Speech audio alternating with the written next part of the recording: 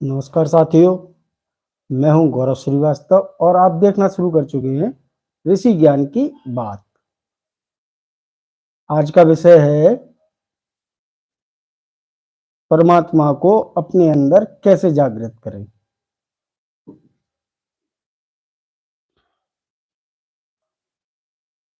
क्या परमात्मा को अपने अंदर जागृत किया जा सकता है?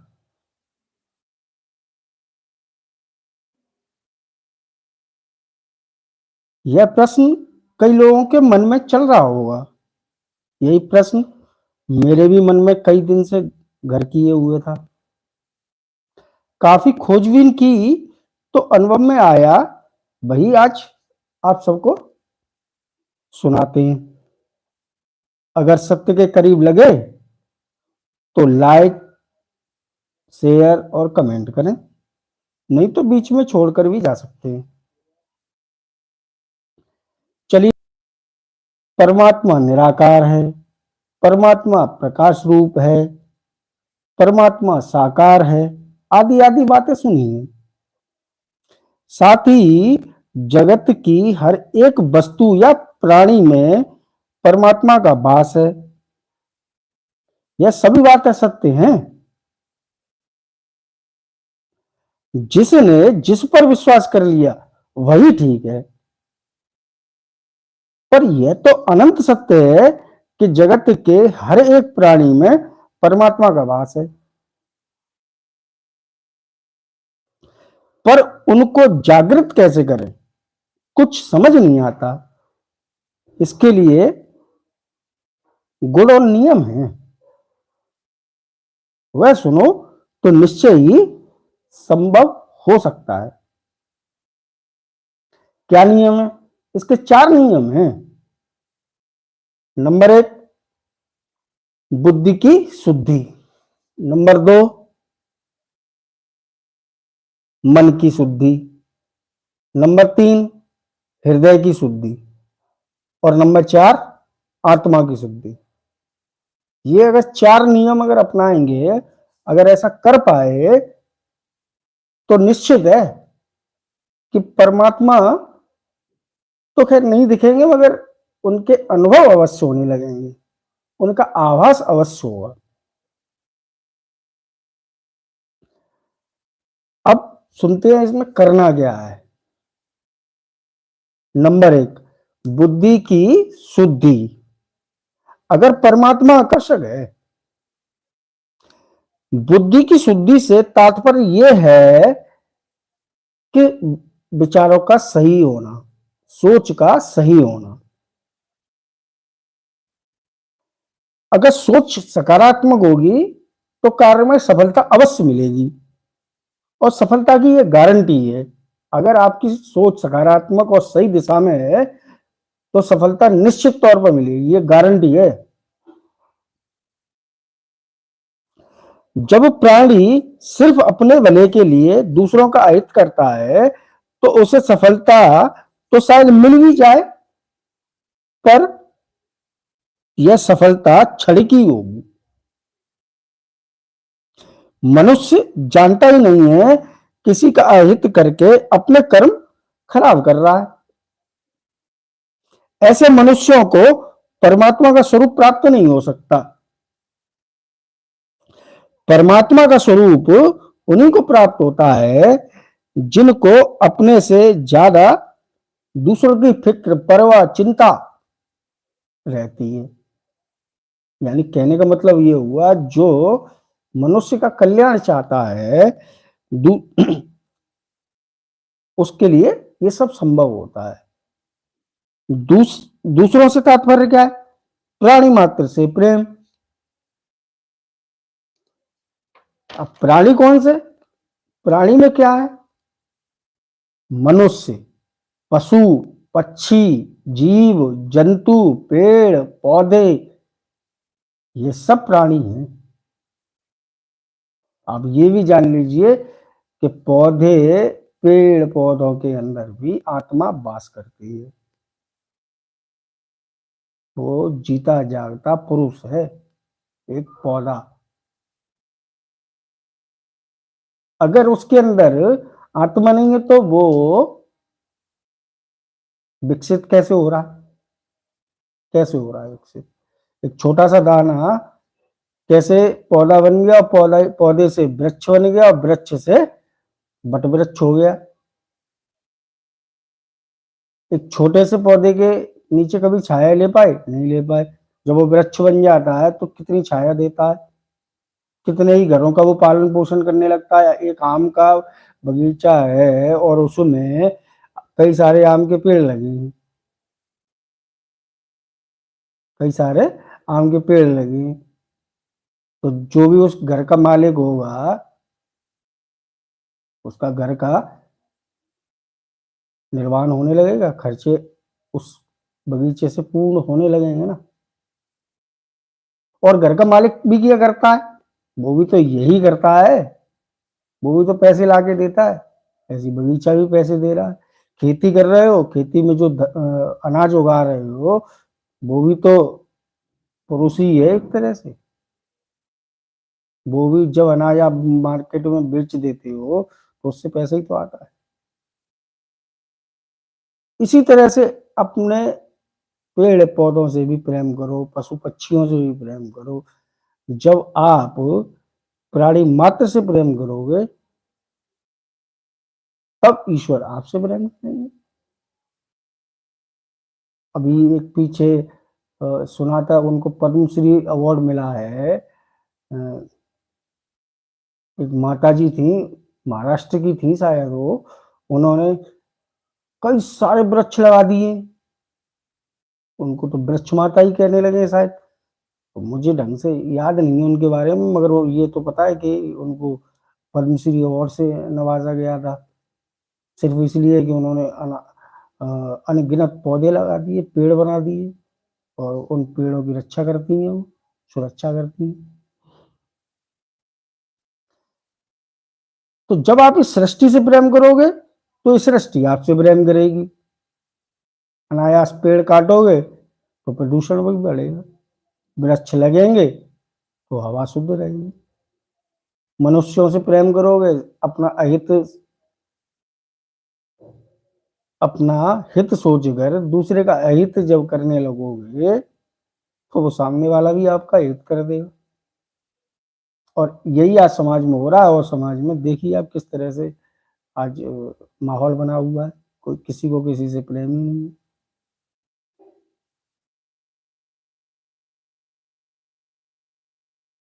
जब आप किसी से प्रेम करोगे तब स्वतः वो आपसे प्रेम करेगा, चाहे वो घर का हो और चाहे बाहर का हो। प्रेम का यही नियम है, आप जिससे प्रेम करते हैं वो भी आपसे प्रेम करेगा। किसी के लिए ईर्ष्या, क्रोध, द्वेष नहीं होना चाहिए। जब तक ये भाव उत्पन्न नहीं होंगे तब तक उन्नति संभव नहीं है। देखा है कभी किसी संत पुरुष को, संत या महात्मा, ऐसे साधु वगैरह की बात नहीं कर रहा जो चल रहा है उनका तो रहता है। मैं किसी अच्छे संत की बात कर रहा हूँ, जैसे संत तुलसीदास थे, रविदास थे, कबीरदास जी थे। कई सारे ऐसे संत हुए इस देश में, हमारी इस पवित्र पावन धरती पर, भारत भूमि पर, कि उनको तो देखिए, उनको पढ़िए, वो जीवित किताब है। आपका जीवन बदल जाएगा अगर किसी एक भी संत की चरित्र पढ़ लेंगे। मीराबाई जी को पढ़िए, सहजो बाई को पढ़िए, आपका जीवन बदल जाएगा। ये जीवित किताब हैं, इनको संत कहते हैं। और देखा है आपने, ये संत कितने निर्मल और कोमल स्वभाव के थे। ऐसा ही आपको बनना है,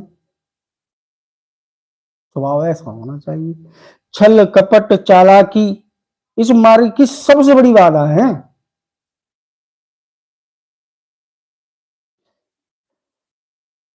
अपनी बुद्धि को दुनिया के प्रपंचों से हटा दो और अपने गुरुदेव, अपने इष्ट भगवान, उनके चरणों में समर्पित कर दो अपने आप को।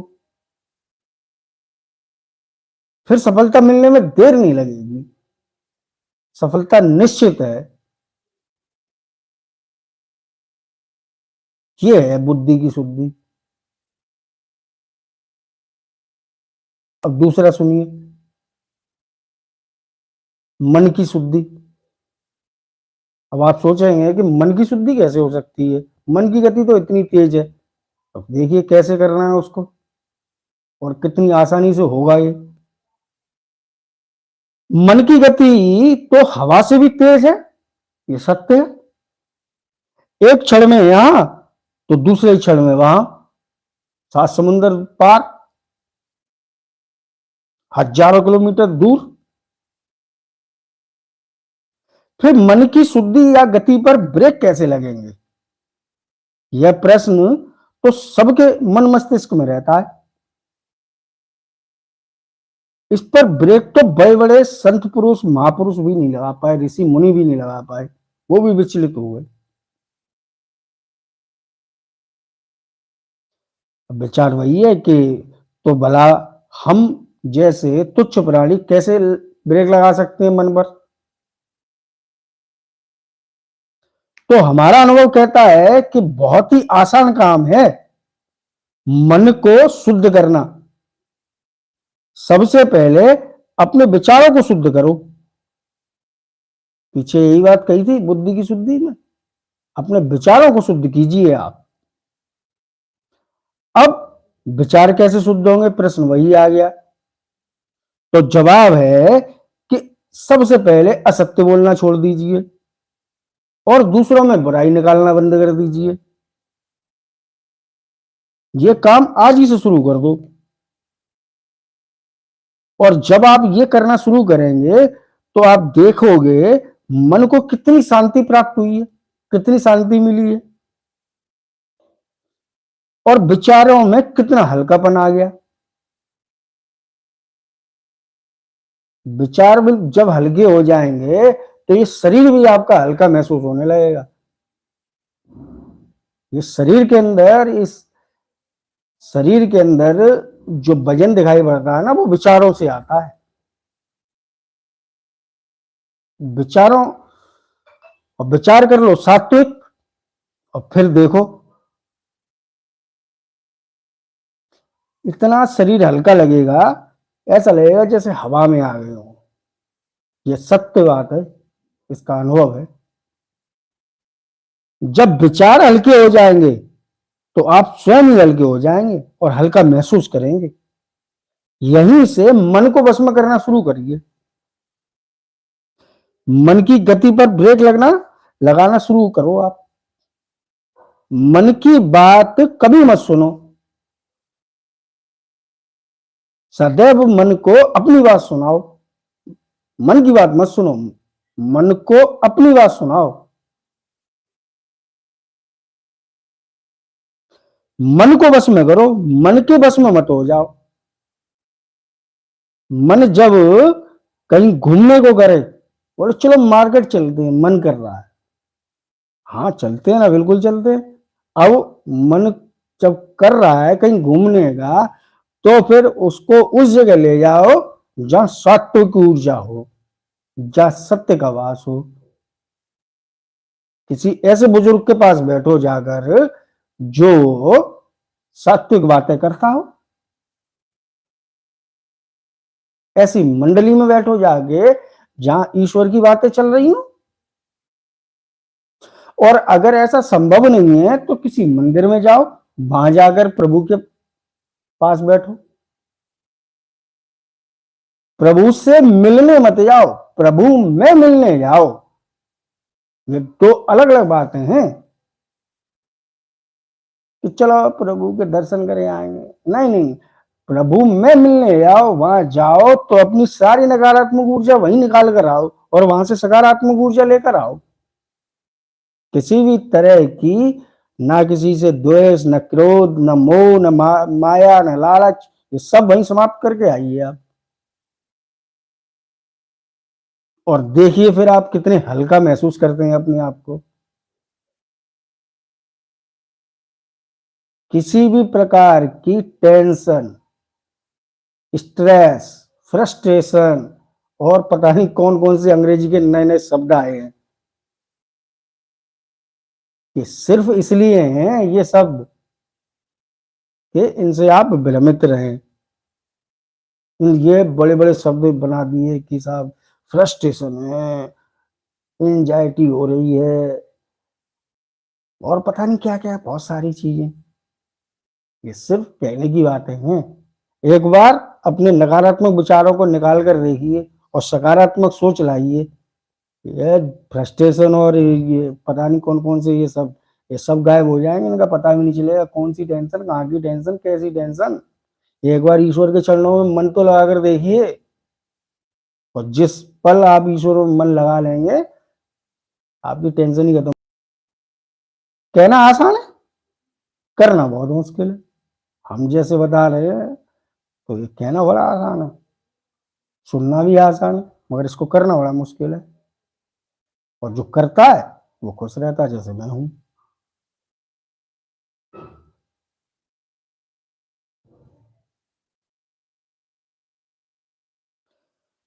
मन जब संसार की बात सुनाए तो उसे आप परमार्थ की बात सुनाओ।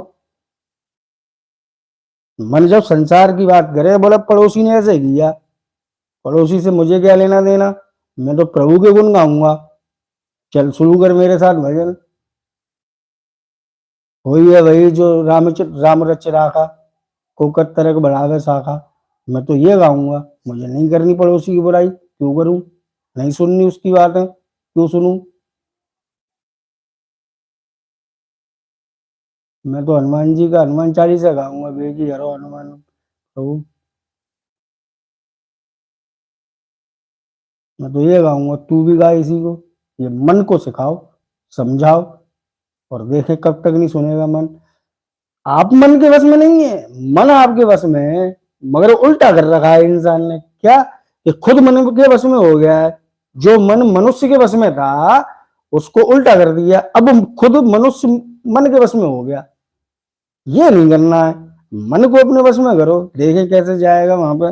मैं जाऊंगा ही नहीं, मैं लेके ही नहीं जाऊंगा। तू चल मुझे मूवी दिखाने, देखे कैसे दिखाएगा, चल मूवी देखूंगा। और कौन सी देखूंगा, जय बजरंग बली देखूंगा। मैं तो रामायण देखूंगा, दिखा मुझको कैसे तू एडल्ट फिल्में दिखाता है, नहीं देखूंगा। और लगातार जब आप ये काम करेंगे तो निश्चित जान लीजिए आपका मन भी नहीं जाएगा वो तो उस तरफ।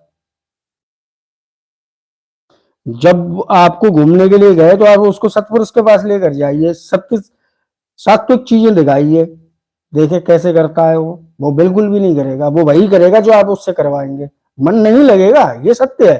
पहली बार नहीं लगेगा, दूसरी बार नहीं लगेगा, 8वीं बार नहीं लगेगा, 10वीं बार नहीं लगेगा, मगर उसे लगना पड़ेगा। मन के विपरीत कार्य करो आप, और लगातार करो, देखते हैं कब तक नहीं मन लगेगा। लगेगा, और उसे लगना पड़ेगा। क्यों? क्योंकि मन आपका गुलाम है, आप मन के गुलाम नहीं है। और फिर आप देखेंगे कि यही मन आपका साथी बन गया है, और यह आपके सभी कार्यों में सहयोग कर रहा है और करेगा। अब आपका मन ही परमार्थ पथ का सबसे बड़ा सारथी है और साथी है। यही मन अब आपको उस परमार्थ पथ पर लेकर चलेगा। आपका आपका मन भी नहीं हो, आपकी इच्छा नहीं होगी कि प्रभु स्मरण किया जाए, तभी ये मन आपको वहीं खींच कर लेकर जाएगा। ये निश्चित है, और ऐसा होता ही है। तो ये थी मन की शुद्धि। ऐसे करते हैं मन की शुद्धि, और होती है। कितने ही ऐसे लोग हम भी जानते हैं। अब नंबर 3, हृदय की शुद्धि। हृदय ये परम सत्य है। कैसे और कब? हृदय की शुद्धि का कार्य आपके गुरु का है, वही हृदय को शुद्ध कर सकते हैं। यह बात तो आपने खूब ही सुनी होगी, पर यह होगा कब, यह नहीं जाना। बस इंतजार में बैठे हैं कि श्री गुरु महाराज जी आएंगे और वो हृदय की सफाई करेंगे, फिर हम एकदम शुद्ध हो जाएंगे। तो बैठे रहिए, न श्री गुरु महाराज जी आएंगे न सफाई होगी, ये जान लीजिए। ना श्री गुरु महाराज आएंगे और ना सफाई होगी। अब पूछोगे महाराज जी क्यों नहीं आएंगे, हम तो कब से सत्संग में जाते हैं, अब याद भी नहीं रहे, कितने वर्ष हो गए ध्यान करते हुए। सच बोलना, अपने हृदय पर हाथ रखकर बोलना। क्या बिना किसी इच्छा या विचार या सोच के सत्संग से जुड़े थे? सच बोलना। या फिर सच में बिना किसी सांसारिक सोच के श्री गुरु महाराज जी से हृदय की अनंत गहराइयों से प्रेम किया है? अब कहोगे कि हाँ बिल्कुल किया है, हम तो श्री गुरु महाराज जी से अपनी जान से भी ज्यादा प्रेम करते हैं। हाँ, ये बात भी सच है कि आप गुरु महाराज जी से अपनी जान से ज्यादा प्रेम करते हैं। तो फिर हर पल मुख से ये बात क्यों, ये जाप क्यों? गुरु महाराज जी कृपा करो, गुरु महाराज जी दया करो, इसलिए। क्योंकि आपका दिमाग ये मानने को बिल्कुल तैयार नहीं है कि श्री गुरु महाराज जी हर पल आपके साथ, आपके पास हैं, ये मानने को तैयार ही नहीं है। अगर ये बात मान लेगा आपका हृदय, तो आप इस जाप को छोड़कर आप गुरु महाराज के प्रति कृतज्ञता और धन्यवाद अर्पित करना शुरू कर देंगे। हे प्रभु, आपने हमें अपने सत्संग से जोड़ा, अपने साथ जोड़ा, इसके लिए आपका कोटि कोटि धन्यवाद है। फिर ये जाप बंद हो जाएगा आपका कि दया करो और कृपा करो, फिर आप सिर्फ उनको धन्यवाद कर पाएंगे। पर ये कब? जब आपका दिमाग ये बात मान लेगा कि गुरु महाराज जी तो सिर्फ हमारे साथ हैं और वो हर पल हैं, सर्वत्र व्याप्त हैं, उनकी शक्ति सदैव कार्य करती है, तब आप उनके प्रति कृतज्ञता व्यक्त करेंगे और धन्यवाद देंगे। तो ये है हृदय की शुद्धि। ये तभी आएगी जब ये दिमाग से बात निकाल लोगे कि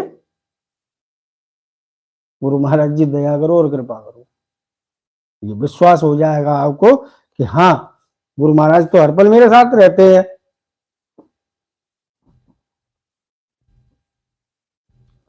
तब हृदय की मलिनता समाप्त होगी और हृदय में श्री गुरु महाराज जी का निवास स्थापित हो जाएगा। फिर श्री गुरु महाराज जी से प्रेम भी स्थापित होगा और दिमाग भी अपना कार्य नहीं करेगा। दिमाग का जो कार्य है वो व्यापार करने का है। दिमाग से व्यापार किया जाता है, भक्ति नहीं। न परमार्थ पद पर चढ़ सकते हैं दिमाग से। परमार्थ पद पर चढ़ने के लिए हृदय की आवश्यकता होती है।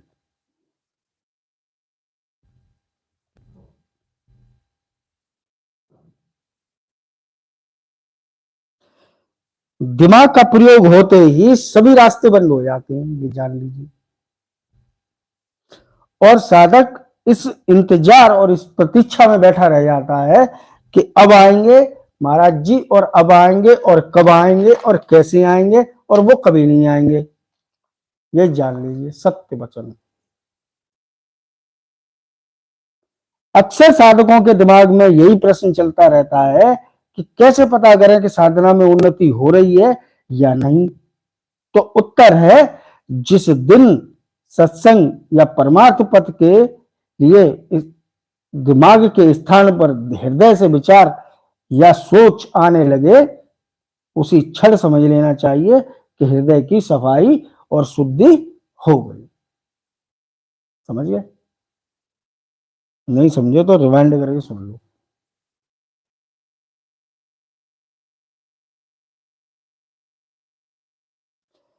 अब प्रयास यही होना चाहिए कि यह कार्य रुक ना जाए।